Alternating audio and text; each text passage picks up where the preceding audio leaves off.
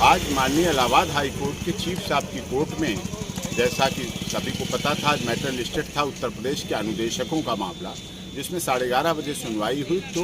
उत्तर प्रदेश सरकार के महाधिवक्ता साहब, जो पिछली डेट पे भी लगातार बुलाए गए थे, आए थे, और उन्होंने पिछली डेट पर टाइम लिया था हमें सबमिशन करने का, चार्ट देने का रिटन में। तो उन्होंने पूरा चार्ट बना के लेके आए और उन्होंने ऑनरेबल कोर्ट को दिया। लेकिन ऑनरेबल कोर्ट ने उसमें इस बात पर ऑब्जेक्शन किया कि नहीं, आप हमें इसे रजिस्ट्री से लाइए, अब हम इस केस को फाइनल करने जा रहे हैं, हम ऑर्डर करेंगे। इसमें ऑर्डर में हमें चीज़ें सब कुछ उस तरह से चाहिए, रिकॉर्ड में जो चीज़ें आए, रिकॉर्ड। और यूनियन ऑफ इंडिया के काउंटर एफिडेविट में साफ है कि सर्व शिक्षा अभियान के तहत उत्तर प्रदेश के अनुदेशकों के लिए शिक्षा से संबंधित खर्च के लिए हर बार जितना पैसा मांगा गया उत्तर प्रदेश सरकार द्वारा दिया गया, और यहाँ तक कि जो पैसा दिया गया वो एक्सेस रहा, खर्च भी नहीं हुआ उत्तर प्रदेश सरकार के द्वारा। जब पैसा खर्च भी नहीं हुआ, पेंडिंग है, एक्स्ट्रा है, तो उसमें से उत्तर प्रदेश के अनुदेशकों को 17,000 रुपये दे दिया जाना चाहिए, जैसा कि माननीय इलाहाबाद हाईकोर्ट की सिंगल पीठ का पीछे निर्णय था। उस आधार पर जब दे दिया है आगे, तो उस पर कर देना चाहिए। इसी आधार को उन्होंने कहा कि अब आप इसकी कॉपी भी सप्लाई कर दीजिएगा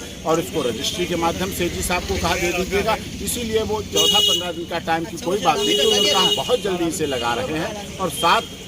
सितंबर के लिए इसको फिक्स किया है कि 7 सितंबर को हमारे पास कॉपी आ जाएगी और फिर हम इसी आधार पर इसको ऑर्डर के लिए रख लेंगे। और ऑनरेबल कोर्ट पूरी तरह से थी कि आपका भी यही कहना है कि जो सर्व शिक्षा अभियान के तहत पैसे दिए गए, आप इस बात को मानते हैं कि यूनियन ऑफ इंडिया का जो काउंटर एफिडेविट सही है। जब दोनों चीज उत्तर प्रदेश सरकार भी उसको मान रही है, उत्तर प्रदेश सरकार के महाधिवक्ता भी मान रहे हैं और यूनियन ऑफ इंडिया के वकील भी मान रहे हैं, तो यही तो हमारी डिमांड है, यही हमारी मांग है। और उसके आधार पर उनकी अपील, जो उत्तर प्रदेश सरकार ने अपील डाली है, वो पूरी तरह से डिसमिस इसी आधार पर हो जाएगी और ऑर्डर 7 तारीख को संभवतः इस मामले में आ जाएगा, या उसके बाद ऑर्डर रिजर्व हो जाएगा, जिससे कि 17,000 रुपये की जो सैलरी मांगी गई है वो पूर्ण रूप से ठीक है और सिद्ध हो रहा, पैसा भी है। पहले ये बात आई थी कि उत्तर प्रदेश सरकार के पास सर्व शिक्षा अभियान के तहत अनुदेशकों को 17,000 रुपये के हिसाब से देने के लिए नहीं है। कई बात आई कि 9,000 हम दे रहे हैं, वो चीज़ें आई, लेकिन अब बात क्लियर हो चुकी कि फंड है,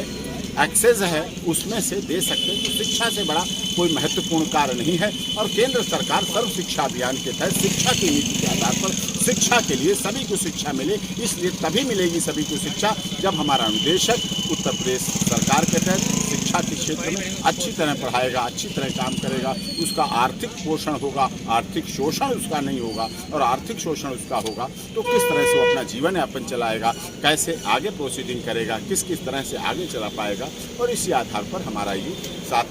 सितंबर इसमें दी गई है और संभवतः अब 7 सितंबर के बाद हमारा फैसला सुरक्षित हो जाएगा और इसमें फैसला आके उत्तर प्रदेश के तमाम अनुदेशकों को लाभ होगा। और जो अनुदेशक आत्महत्या कर रहे हैं, उनके परिवार के लोग आत्महत्या कर रहे हैं, आर्थिक अभाव की वजह से उनका जीवन नारकीय हो गया है, उसमें भी सुधार आएगा, उनकी आर्थिक स्थिति सुधरेगी।